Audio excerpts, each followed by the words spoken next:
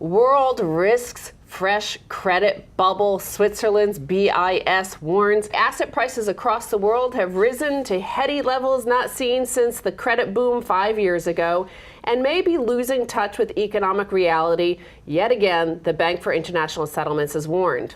That's exactly what I had as my top story. I love when we're thinking like exactly the same. We're in the same brain, aren't we? I see it right there. Yeah, I took this out of the paper today.